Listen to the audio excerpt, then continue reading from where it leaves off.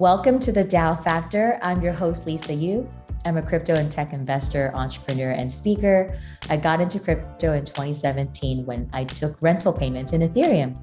And since then have invested and advised dozens of companies in tech and in Web3.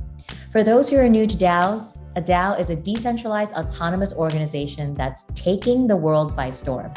Today, I'm super excited to introduce to you our guest, Talhao Khan, founder of UniversityDAO, a DAO that's looking to end student debt by empowering students to own their university. Their mission is to form a new university system that solves the hardest problems of education that we face today. First off, thank you so much for joining our podcast. So excited to have you. Absolutely, Lisa. Thank you so much for having me. This is my first podcast, so you will have a delight, and hopefully I don't mess it up in any way. Awesome. This is your first podcast ever. Yeah. It's exciting. That's great. Well, I always start off these conversations with what motivates you to wake up every day? For me, I want to change the world. I know it's boring and basic, but for me, I want to change the world. I don't know. I grew up in kind of a low poverty kind of area. So, for me, it was always get rich or go broke or die trying or something along the line. It sounds like a rap lyric. Hey, I mean, but yeah, kind of what keeps me up and wakes me up in the day is having the opportunity to change the world, whether that's, through tech and pushing the frontier of tech, or through things like government or politics or education or anything that really has a big impact on the world. I try to keep it broad, but of course I always have my interests, and specifically right now it's education with UniversityDAO. Mm-hmm. So tell us more about UniversityDAO, like what inspired you to start this? Yeah, so UniversityDAO is the world's first decentralized autonomous university. We're essentially creating the first tokenized university in the interest of ending student debt. So, we're making a university full scale accredited. Students apply. If they get admitted, they pay tuition, and in exchange, they get access to their degree program, as well as their tuition's worth of university coins. When they graduate, if we can create a marketplace for liquidity, students can sell their token on the market and go to school debt-free. The goal is to end student debt by essentially making universities investable assets for the first time ever through tokenomics, and of course, opening up university systems in some ways to the public. I have a friend of mine, he used to be a software engineer at Facebook, named Julian Alvarez. He was exploring crypto, and he came across Axie Infinity and Play to Earn. And I mean, he went through the whole spiel of Axie Infinity. Have you gone through Axie Infinity before in another podcast, Lisa? If not, I'll No, I haven't. Oh God. Okay. Quick thing. You play the game, you make money. You can get scholars to go and play for you and pay them, and they'll give you return too. So he was like making money playing. Yeah, he was making money playing Axie Infinity, but he was like hiring teams to play for him, so that he was managing players. Yes. Interesting. He was sponsoring players, and he probably gave you the inspiration of, hey, you can apply that to education. Why not get paid to learn rather than paying a lot of money to universities? Exactly. So he came up with the idea of Learn to Earn. He actually used to work at LinkedIn Learning, and he went off and started creating his own company. Right now it's called Mindflow. They launched a couple weeks ago, so quick shout out. But when he first introduced me to Learn to Earn, I kind of sat on the idea. A lot of other things kind of inched me closer and closer to crypto and Web3. And I don't know what it was. I really did have a lightning idea moment. I was on my way home to Houston for winter, like New Year's. And shout out to H-Town, my hometown too. H-Town, it's happening. But yeah, so I had just got done with Constitution DAO. I was an early investor. I got in at like 300. Yeah. Okay, they're next on my list to interview on this podcast. Yeah. So I got in early for them around 300K, went through the crazy cycle of whatever the heck that was. But it showed me what a DAO could be. Yes. I was just thinking in the car, like, what kind of like combining learn to earn and DAOs, because I was like on a call with him or something, and like I said, it's a little corny, but I just had like kind of a lightning moment, Yeah. where I realized you could create a university system, or university DAO, as straightforward as it sounds, that flips the model on its head from pay to play to learn to earn. And Yes. God, at the time, it was like a lot of other like lightning things kicked in my head too. Like, the regulatory landscape of a lot of crypto is, I'll use the word underdeveloped. Yes. As It's a like an result, emerging market. right, and as a result, both sides of that exist. Your unfortunate crypto scammers, but then also the avenue where law itself is being redefined. Yes. And from my perspective, creating an educational system that flipped its head on itself, changing the law in the interest of, right, a tokenized university, which, tokens in itself have its own nuance within the regulatory space. Sure. All these things came to my head, and I figured, let's make a university system. And being in venture capital, right, like I understand that the majority of startups and venture capital firms come from university endowments, to be largely transparent. I mean, MIT does a lot of VC investments, and they've done very well. Yeah. Quick fact. I mean, Harvard's returns for PE were 77% on the year. Wow. That was the highest in their Harvard. But it's straightforward because, universities are ecosystem plays for the entire industry of private market. It starts with education, right? You educate our people, you fund the ideas, post research, they become, commercialized. And when you have access to the entire chain, that's very empowering. And when the educated people aren't swimming in debt, imagine how much more they can do without the burden on their shoulders. So, magic moment. I went to work. I wrote my 2-page memo, just throwing out ideas. I can see the smile on your face as you're talking about, writing your memo and the light bulb moment. Lisa, I could talk about it for hours because the story is so, like, I really do think you could write a movie on it. Like if I were to like really go nitty gritty into all of it, you'd laugh and there'd be a lot of really well, I have some documentary friends in LA. I'm sure we can put something together. Fixing the education system could be a Netflix series. Hey, I mean, that'd be fun. But no, I'll try to go past the nitty gritty of it all. The intention is to create a university system that is tokenized in the interest of students, where it's a proof of knowledge or proof of education model, where you mint the tokens only when students graduate or pass courses. Like almost like an NFT certificate of completion? We can make NFT completion certificates, but that's more like a token of reward for finishing. Yes. And the way I'm structuring it is a token directly correlated to the success of the university, not just the student. So each university can have its own token. Yes. So we wrote this in the white paper. The intention, because we don't end student debt unless, all the university systems try to, as well as adopt a token model in the interest of doing so. Right. Well, it shifts the interest from the university treasury to like the student community treasury. It's decentralized. And there's so many lightning points even just in that statement.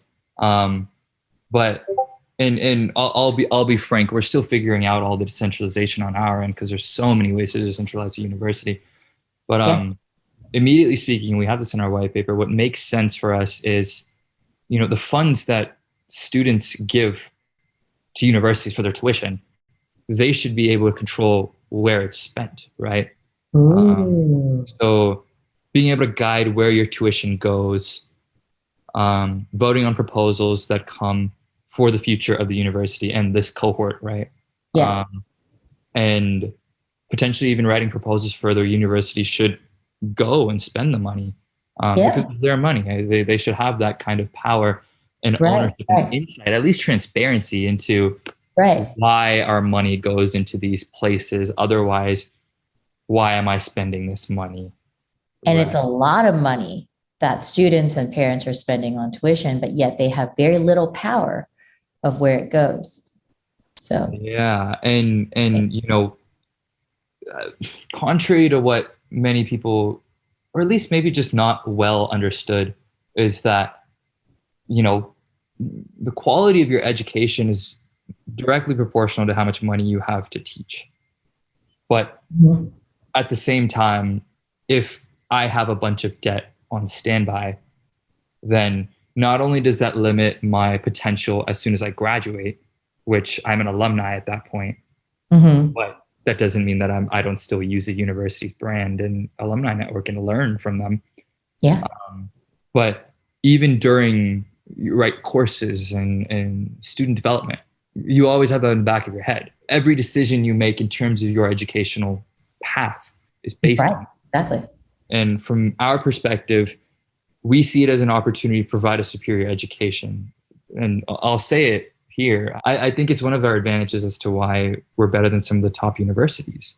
If you can go to school essentially free, if not make more money because the token's value goes up Yeah. based on the university. Imagine earning money after you like every year, walking away with an upside, Mhm. and then having a job to step into.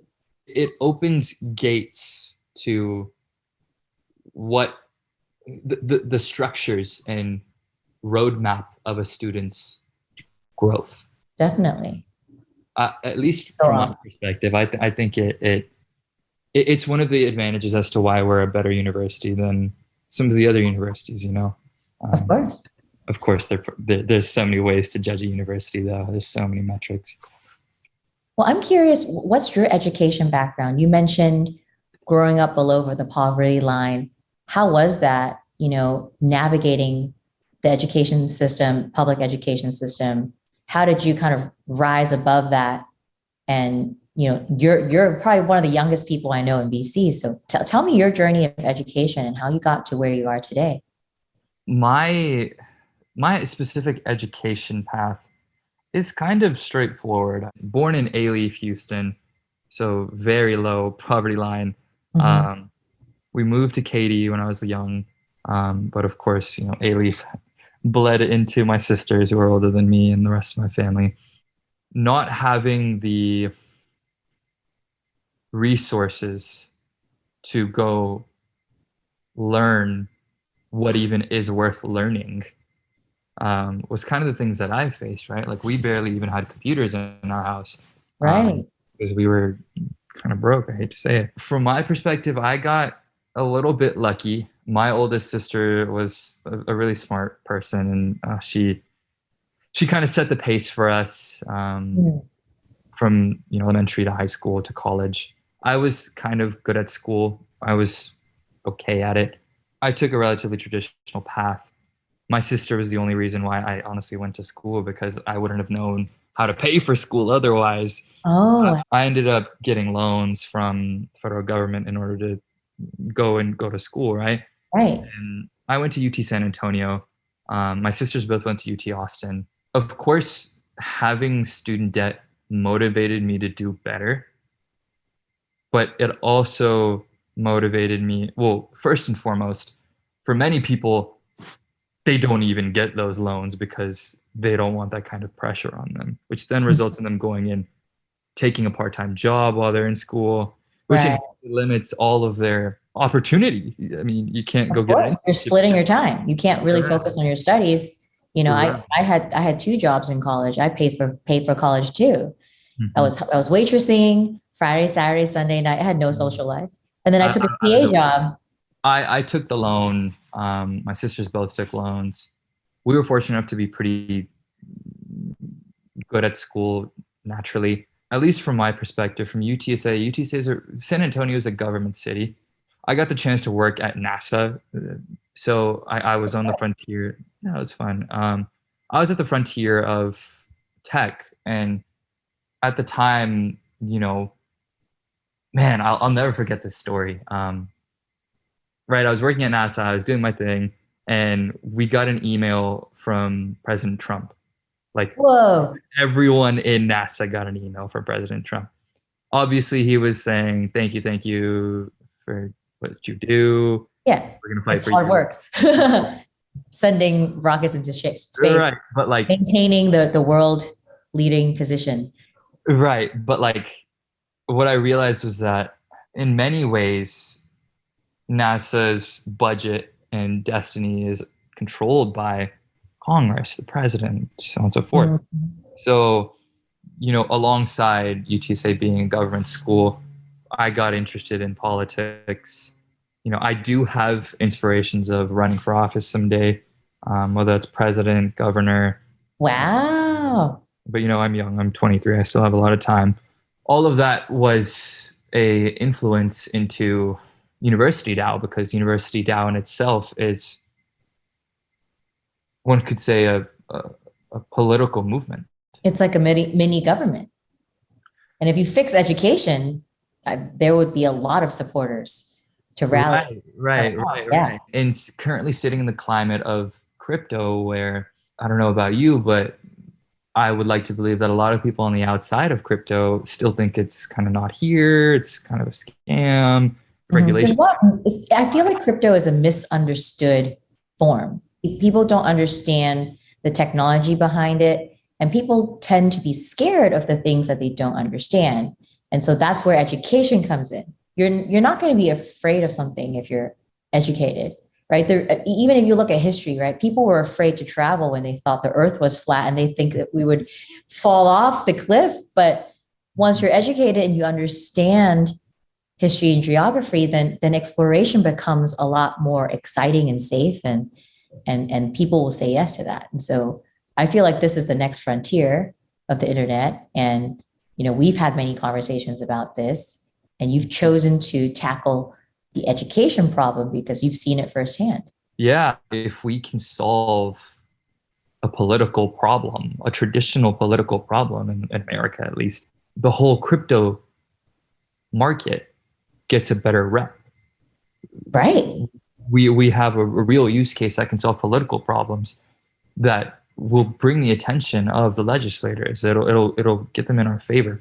There's so many other markets in crypto that are obviously already doing that come with their own nuance and regulatory view. But if you're solving a political problem, then they'll be forced to listen. Yeah. We want to work with legislators to build UniversityDAO and make a framework that can be scaled to other universities. We want Stanford to make Stanford coin.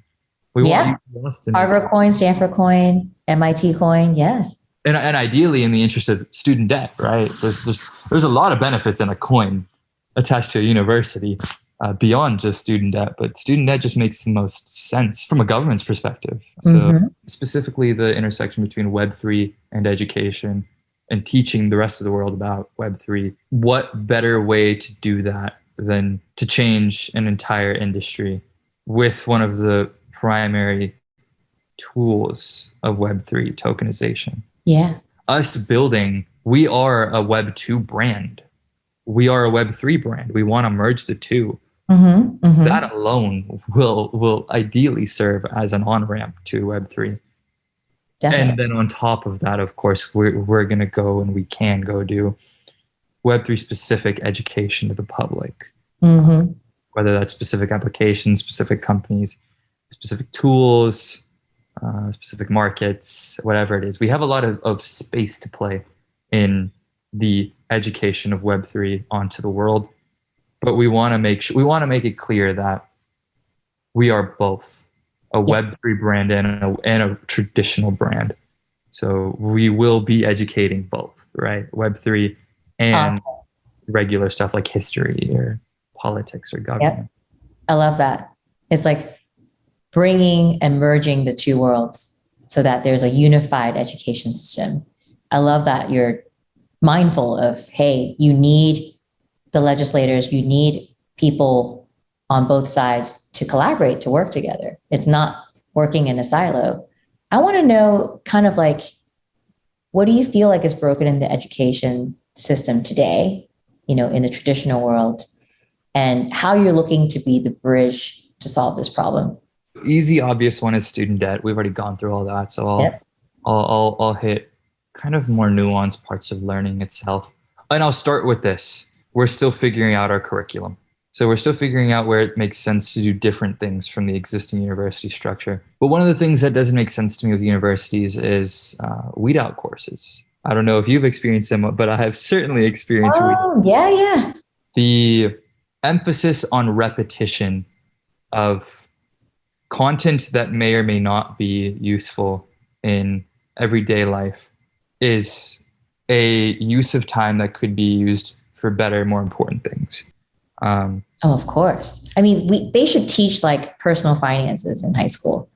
The reason like America's in debt, not just education debt, but just credit card debt in general, is there's the lack of education of finances, just practical personal finances. Even one of the dynamics in that is motivation, right? Like, how do you motivate students? I won't even say the word students. How do you motivate people to learn? And with the existing university structures, it's get a job. Right. Repetition, take a test, standardized test, get a job, become a worker bee.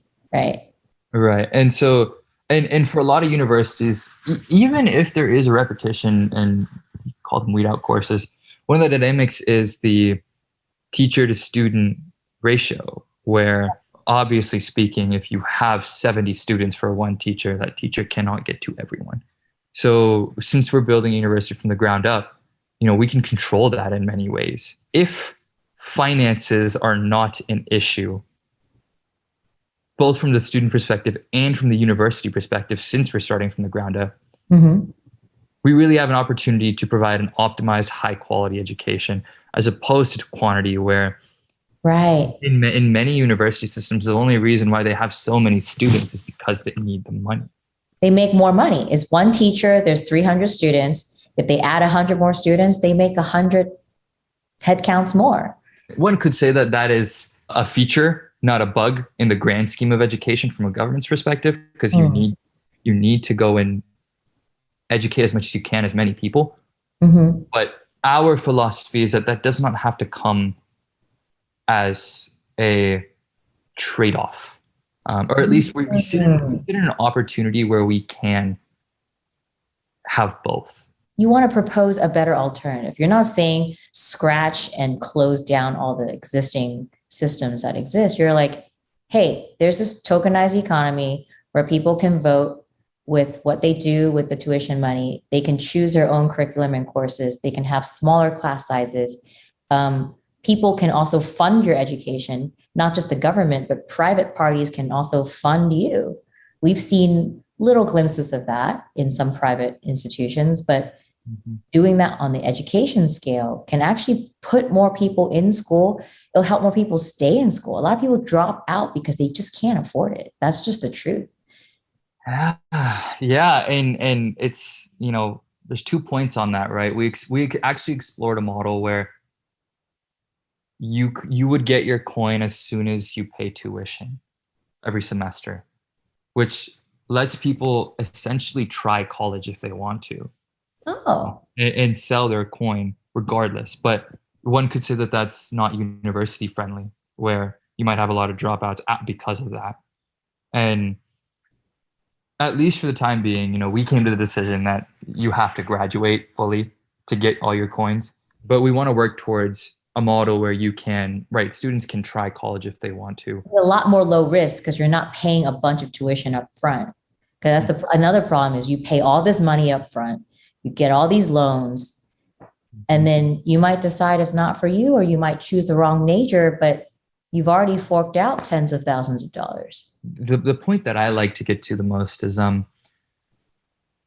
two things. The existing university system gives you nothing. It does not give you any coin. You pay your money and then you get an education, right? Mm-hmm. So creating you get a little certificate, and some people don't even use it. Right. On top of providing a token upon admission is better than the existing structure than getting nothing. Mm-hmm. The existing political climate around education and student debt is for the government to just go forgive a bunch of money. Right. Which, in my opinion, has its merits. But it also has its flaws, right? Like the way I articulate it, it's a Band-Aid. In 20 years, the student debt number is going to rise again because we have to teach students again, and more students are to the system. So the real issue with education is the rising tuition rates. Right. And then you add inflation on top of that. No, tuition rates rising beats tuition. I don't remember the numbers that I have in the white paper, but I wrote this. I want to say I'll be safe and say it's over 20% more than inflation's increase. Wow. Off of sheer comparison between inflation and university tuition rates, it's very clear that it's getting actually more expensive regardless of how much money you It's getting even more unapproachable for people who come from our backgrounds, right? And you have to take out more loans, then you have to get the second or third job just to pay for college. With the existing political climate, everyone's asking the government to bail them out, but our perspective is, educational institutions should be doing more to end student debt. They're the ones who argue cause it. Right. But the attention isn't there, among other things, for many reasons. You try to create a movement of people who are actually taking action, because you're like, governments aren't taking action. These institutional universities aren't taking action to end student debt. The loan companies aren't taking action because they love the interest rates. So then what's left? It's the people who are getting educated, empowering them to choose their own path. Yes and no.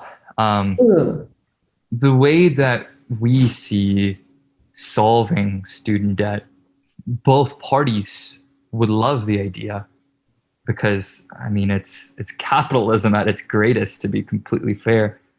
But student debt right now is a very concentrated problem. It's concentrated in the students and the government. That's the only people who are trying to solve it. Sure. We see a land where the government, the educational institutions, and the financial markets are all incentivized together to solve the issue in the first place. And, that ideally is done through tokenomics and being able to invest in an asset. And we wrote this in the paper, in the white paper, in an asset that is both speculatively and utility-based that's attached to the university. So you would be, a student would be buying a token that's speculatively correlated to the university that also comes with its utility of, you get access to these courses, you get to vote on governance, you get to see the proposals of interest that the university is doing, have more transparency. It is a token gated community at its finest. But then when, someone on the public market is buying the token from the student, not only is that a distribution of student debt across, right, obviously the educational institution that's going to give scholarships to the student, the government, but also the financial markets for people who want ownership and access to the university. So one could see a world where if UniversityDAO makes 50% return on the endowment that we have, our worth, our value is going to be much more on a speculative level. Attach that to a staking system where if you buy the token on the market, you can stake and earn return. there's real utility there, and there's financial gain for people to go and liquidate students. Right. Or students might even hold the coin if they want to, right? You might make money off the coin. Yes. We see it as a distribution of student debt from 50,000 to one student to, at least in the case of Stanford or a traditional university, we give you 2,500 of that in scholarship, right? Mm-hmm. Maybe we take back your coin, maybe we don't, either or. But, you know, that could be seen as a deflationary mechanism for the university, giving scholarship, so we don't keep making coin. Mm-hmm. But on top of that, allowing the public to have access to the university as well as returns by basically distributing that student debt that the university took in the first place from students. I articulate it as take in the traditional concept of, right, social medias, and their companies take a lot of take from creators. Mm-hmm. Universities do the same thing with students at a massive scale. It's a long road for us, but we see avenues where that can work, and the distribution can come from other utility we offer to people on the public market, like giving them access to lecture content or events if they hold the coin without having to go through the admission system. It's like making it an investable asset. Yeah, an investable asset that's ideally a token-gated community, teaching the world, boosting the economy. Yes. I see, you know, avenues where there's large market universities, small market universities, medium market universities that entities like hedge funds, pensions could invest in. And at the same time, right, you are liquidating students. You get access to the university if you need it. Yeah. And ideally return. Yeah. It makes business sense. It's not just, we're not trying to give grants here. This is a token that can rise in value. Yeah. What would you say are the benefits of running a university as a DAO?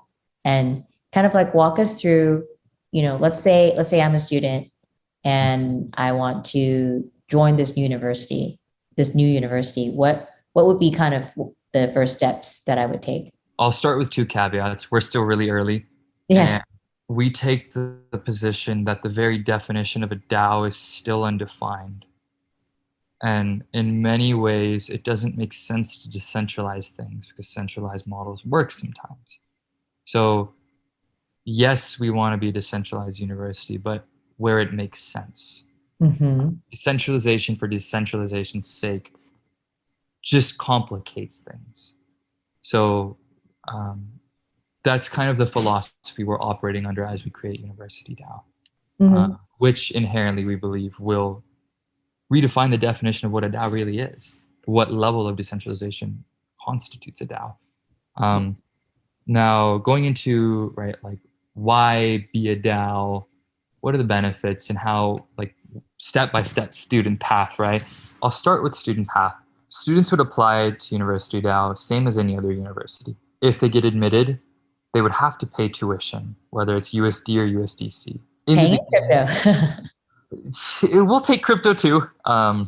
In the beginning, we might have to start with USDC and USDC out of sheer, we need to de-risk it since we're small. In the beginning, you will need to pay your tuition. We have to have an income source at the start because we don't have any money. A model like Harvard could charge nothing and give them coins if they wanted to because they have enough money. But since we're starting early, this is the roadmap we've chosen. So you'd have to pay tuition, and then you get access to your degree. Upon paying tuition, we would set up a wallet for you and administer and mint the equal amount of coin in exchange for your tuition token or your tuition in USD. We're still figuring out the rates of how many specifically that means, whether that's 4,000, like whether it's matched between $1 to one USDC or not. But ideally, it would match the market once we've created the market externally too. So you would get the coin in your wallet. The wallet will be locked until your graduation. You would go through the degree program, and upon graduation, the wallet would be unrestricted. You would get access to the wallet, and you can do whatever you want with it and go sell it. And like I said, we're still figuring some of the decentralization out, but upon admission, you would also get your governance coin. Governance tokens would be separate from university coins. We're still figuring out if that's an NFT or not. You have governance tokens, and immediately speaking, the university would set up proposals as to what teachers to retain potentially. Do you want to keep these teachers or not? What courses do you want to add? Vote on that. Be able to propose on that at any point. Ideally, proposals would go all through smart contracts so that, right, a board or a regent or president structure, the proposal structures would be open at all points. So anyone could propose things, simple snapshot stuff. From there, we would have to figure out where it makes sense to decentralize the rest of the university's operations. Got it. There are so many personas at play beyond just students, right? Like, how do we attract teachers? How do we make sure teachers are given governance rights in some ways to be able to make sure that Yes. they're catered to too? Yeah, I was going to ask about that. Like teachers are the backbone of education.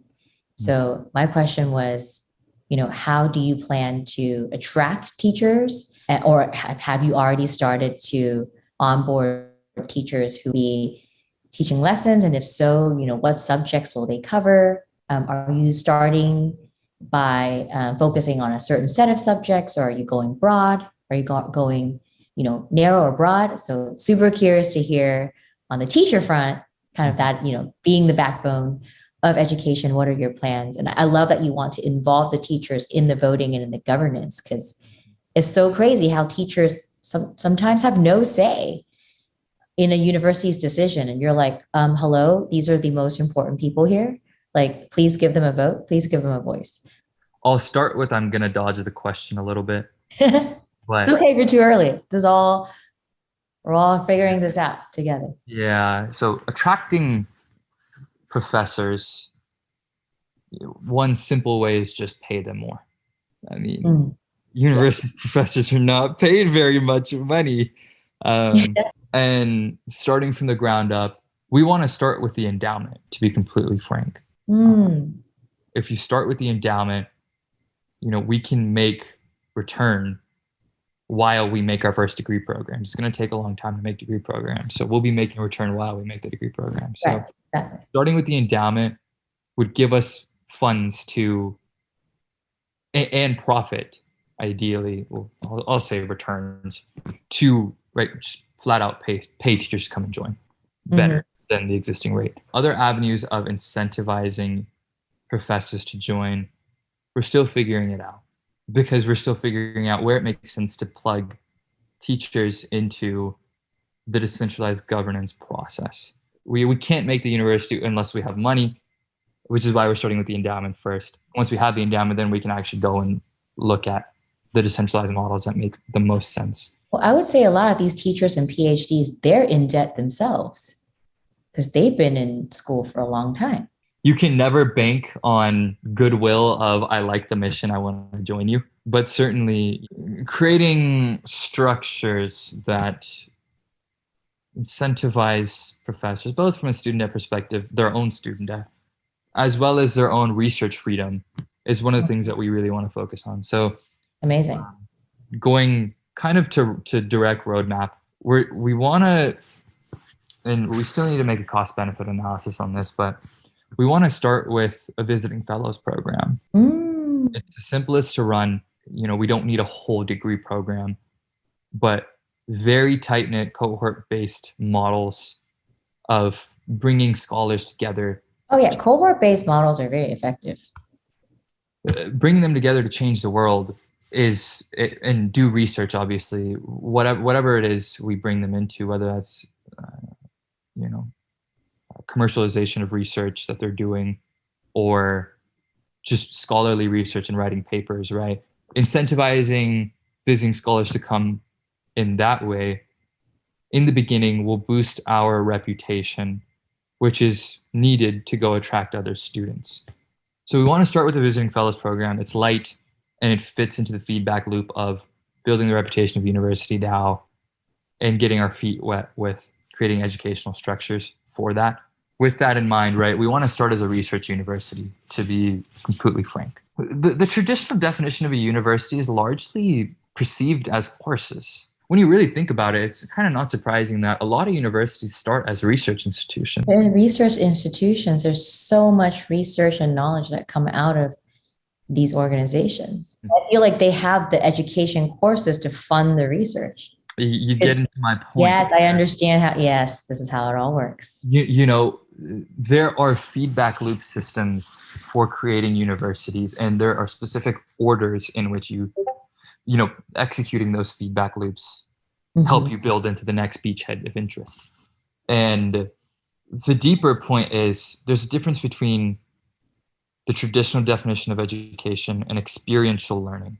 One could say that providing, you know, a career fair for their students to go get a job is like experiential learning post university.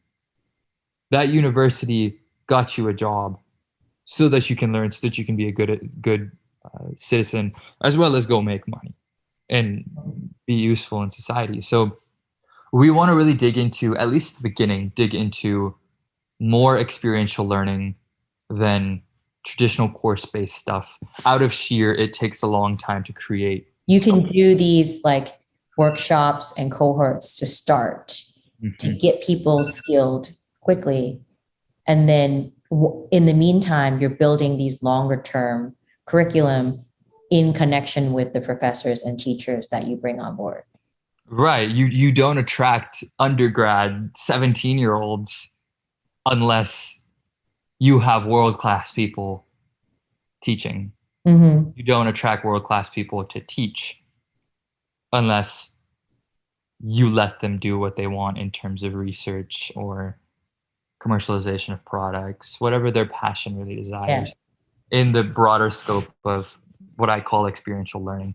So that's kind of the way I would articulate both the approach we want the education structure to be, as well as how we'll motivate, right? Professors to join, students to join, as well as our immediate roadmap as to what we will do as soon as we raise our funds and we can go create the educational content that we need to. I am so excited to follow your journey and to see kind of what comes about, you know, with this whole decentralized education platform where teachers and students both have votes and governance and have a say, where people can finish their education and not be swimming in school debt. I'm sure that all the doctors and lawyers would love exactly what you're doing, because they are still, a lot of them are still paying off their debt, even as they're, you know, practicing in their career. It could take years to pay that down because of the interest rates that they quote unquote signed up for. You know, just to kind of like close out the conversation, what are the long-term goals of the DAO? You know, obviously you're starting with this experiential kind of research focused university. Is your plan to create universities all around the world? Down the line, if the opportunity presents itself, I would not be opposed to universities in other nations. The only real place that it kind of sits with me is, you know, ending student debt is an American problem. So we need to yeah, exactly. It's an American problem. Right. So we need to start here. We're figuring out the appropriate incorporation structure for what we're doing because of the regulatory landscape is horrible, and we're integrating with existing university models. Ideally, we incorporate as a nonprofit and we would raise donations. Yeah, 50 million is a number for us. And I've benchmarked this with other universities. There's another university in Austin being made called the University of Austin, brand new university. They raised 10 million in 6 weeks. Oh, wow. Okay. They want to raise 250 million before they have degree programs. So as like a benchmark, right? Why I say the number 50. Okay. We want to raise 50. We would invest we would incorporate the UniversityDAO management company and make the endowment and invest about 80% of 50 million, right? Returns from their investments would go back to degree program creation. And that 20% we would go make the degree programs and educational content that we need. Once we raise the funds, the first thing on my mind would be creating the visiting scholars programs and research institutions. I want to be a world-class research institution, and I want to be a world-class startup institution. I want to focus on commercialization of both research and products, because it's just one of the best optimizations for a university system as a whole. And it creates arguably the most value. Rather than something being stuck in research, you can commercialize it, make a profit, and that can feed back into the education. Exactly. And it builds our reputation too. Right. And then from there, once we have the research institution built out, visiting scholars program, and we still need to figure this out, but out of sheer ease, we'd probably start with grad programs and then undergrad programs. And after that, I mean, it's horses racing. We're a full-scale university, and the long-term goal for that would be to reduce the world's student debt ratio by, I'll say a number here, but 90%. Wow. I'll say a number. That's huge. Yeah. And I think it's doable if the rest of the universities come on board. Yeah. But I can't do that without great goal. Politicians and legislators and donors, people who have changed the world already. So ideally, we make some form of a consortium that brings the rest of the university systems in the world together to tokenize themselves. I want to work with them to make it. I want to work collaboration. Got it. And what's your advice to people who are just getting into Web3, just getting into DAOs? Contribute to a DAO that's good. Otherwise, you won't get the appropriate experience. Yeah.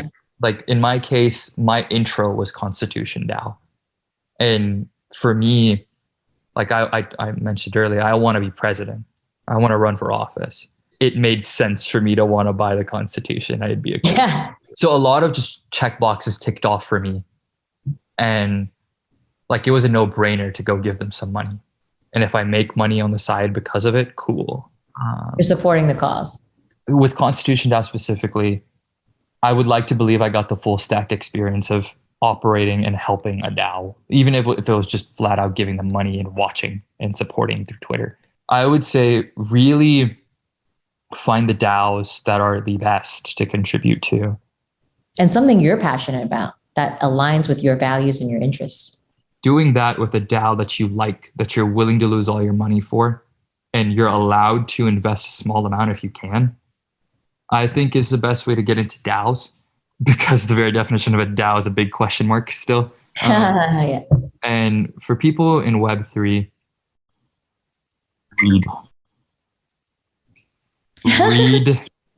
read everything. Educate yourself. There is a transition from observer and investor in Web3 to builder. And that is only ever solved by consciously telling yourself, I have to learn all of it.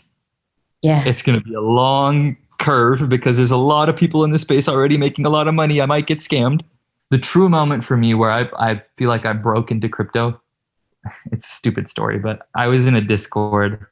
I think it was for Constitution DAO. And I literally had no clue what was going on. I literally yelled in the Discord general chat, what is going on? Someone teach me here. And how does this all work? Someone responded and said, dude, just go look up the word NFT.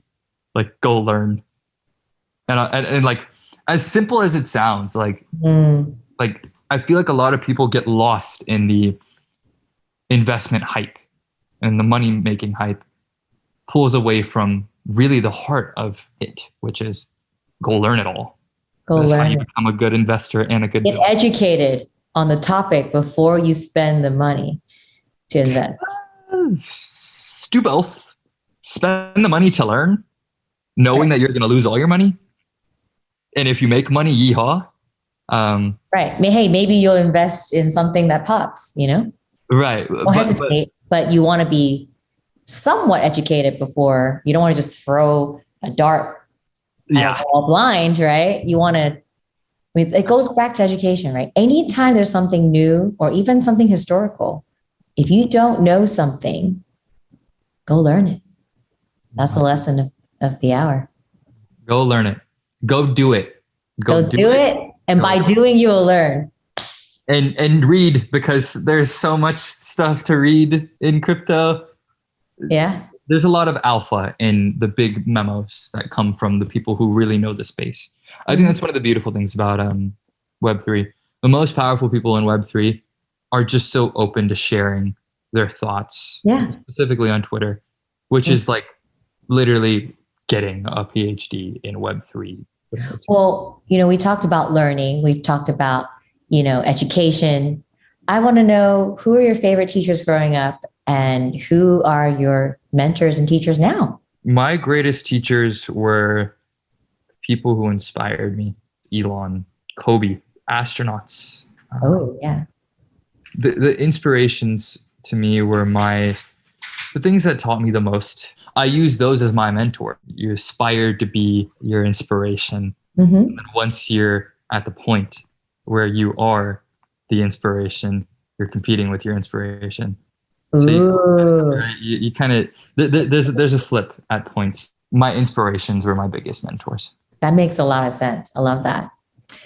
Okay, well, final question for you. What's a personal motto that you live by, or a quote that inspires you? One that I've been using as of late that I think has been guiding a lot of what I do is, it's not even really a quote. It's just like 4 words that I feel constitute a lot of the things that I categorize myself into: patience, persistence, glitches, and peace. Persistence, you need persistence for anything you do ever. Yes. Patience is what'll keep you away from the local maxima. Both of those lead you to the glitches that take you to the new troughs beyond the local maxima. And a lot of the time, at least in our game with startups, a lot of it is luck, which is what I kind of walk up to in glitches, right? Like, yeah.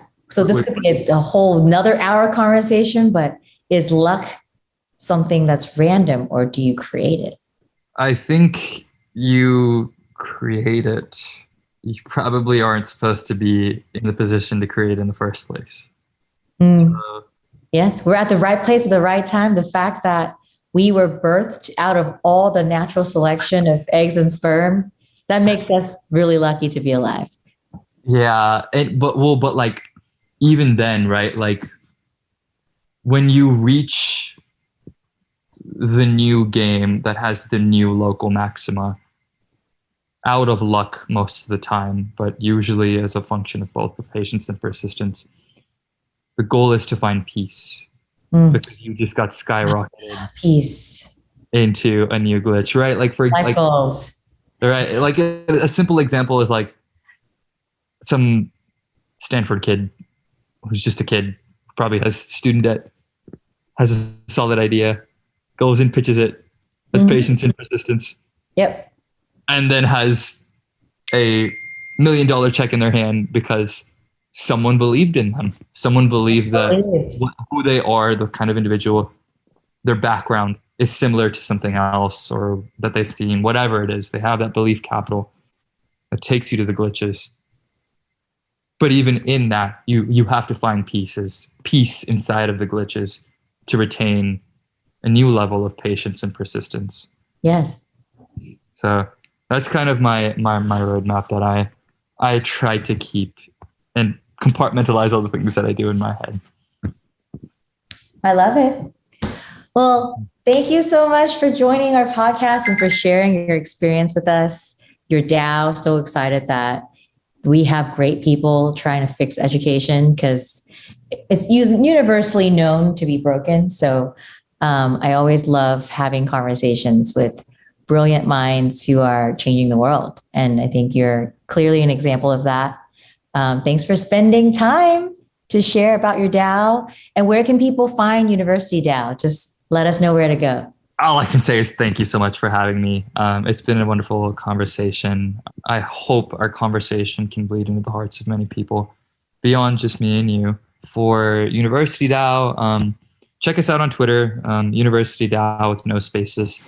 We're the first one. The website is universitydao.xyz. If there's something that I would tell you to do immediately, go read the white paper. It has everything. It has our whole roadmap. It has the political context. it is really my brainchild.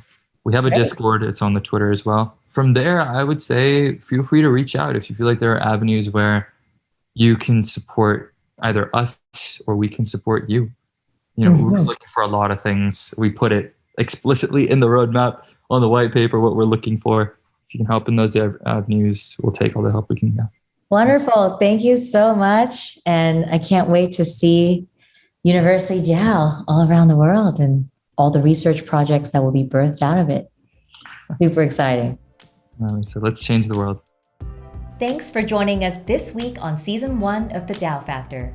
Follow The DAO Factor on Twitter and YouTube to watch videos of our podcast, where we'll be dropping a new video every week featuring key leaders of DAOs, community builders, and leaders in Web3.